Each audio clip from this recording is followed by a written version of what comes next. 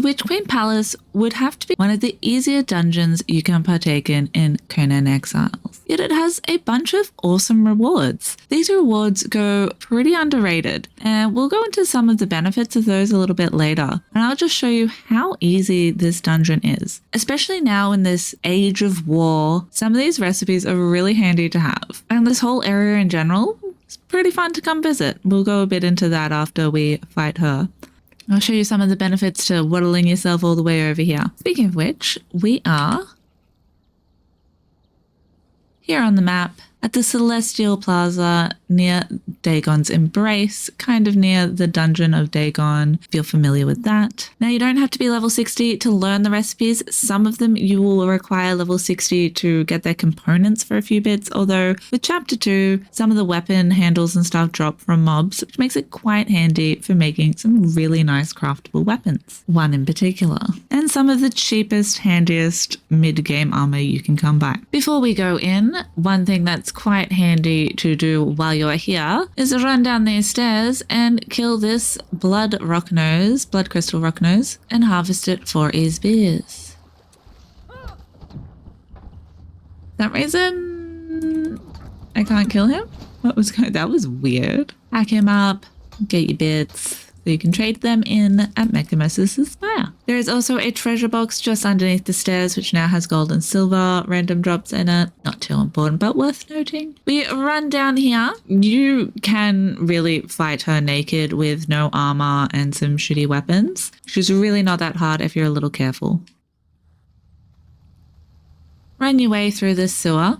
Now, do note, once entering this door, once the whole thing activates, you can't get back out again, which isn't too much of a hassle if you have sorcery leveled up and summon body, or someone else can come rescue you, but be prepared for a fight. Again, like I said, not too hard, unless they've buffed her in this update. We're about to learn together.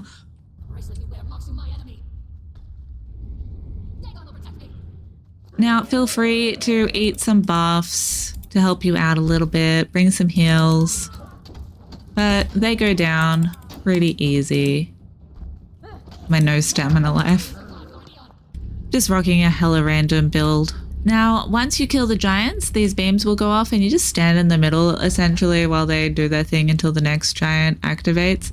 But even if you stand in the beam, it doesn't do a whole lot. It just kind of knocks you about a bit. But yeah, you just chill here for a little bit. Dagon will protect me. Will he though? Kill him. Then you wait a little minute and she'll teleport down after you kill her. The purple barrier will go down. She hits kind of hard, so you definitely want to get the more hits in if you are in the naked situation. Have something that staggers her because she's easily staggered. And bleeds to death, poison. She's a people. You can use all those things on her. She drops Masks of the Witch Queen, which apparently drop in higher numbers now. That's handy if you happen to play with mods like AOC and Iwa. This is used to make a thing that you remove your bracelet for. If you're not interested in it, don't take it. It's pretty useless otherwise unless they add it. Keep it just in case. Who knows what they'll add. And this is a key to a place in Seppumaru where you can go talk to Razma and then some furs. You can get a god soul off her if you bring a god tool. We run up here. Now you notice there's no tablet anywhere. It's kind of confusing.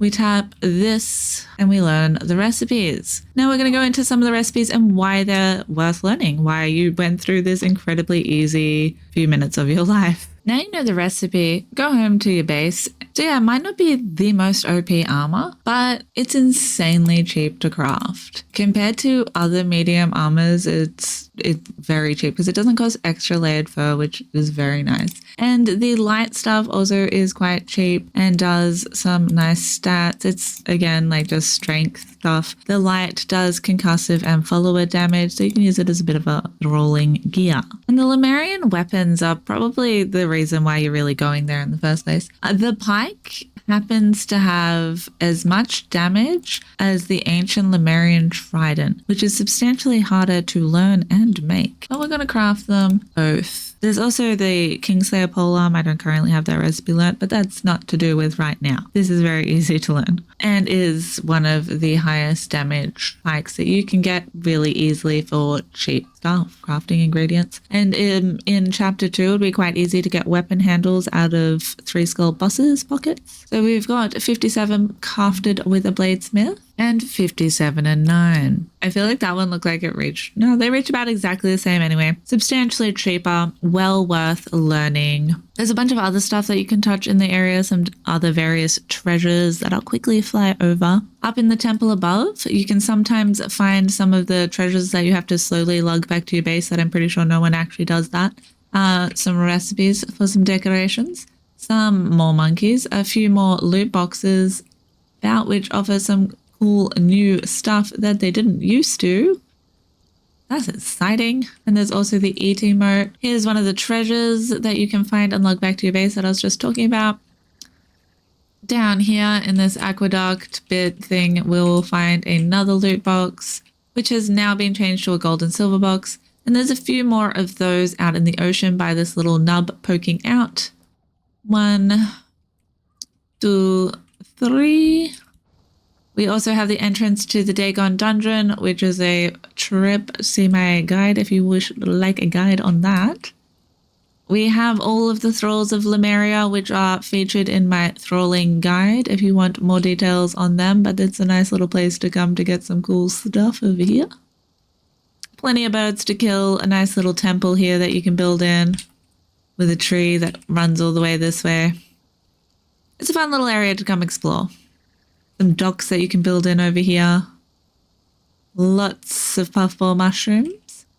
And the Black Gardens for Black Lotus is also really close by, just on the other side of this other entrance, which underneath we also have another loot box full of alcohol. Oh, and actually, just here there's a loot box full of building materials now. There's obviously temple. The Black Garden is just here, where you can find all of your Black Lotus, compared to where we were earlier. Come explore, get some really cheap armor and weapons for your mid-game, early game, end game, depends how you like to play. It's nice and cheap, and it doesn't matter if you lose it because you just make some more, so it's excellent for PvP and throwing away before you get better stuff. But have fun exploring in the jungle. There's lots more cool things to come find. A couple of bosses to fight, some 1 skulls, heaps of shit. Excellent place to come build. Very underrated. Let me know in the comments if you enjoy exploring the jungle. It's always nice to hear people's opinions on things. If you found this information informative, smash that like button. If you're not already, consider subscribing. It means a bunch. And until next time, I hope you have an excellent day, evening, night, morning, whatever it may be, wherever you may be. Have a good one.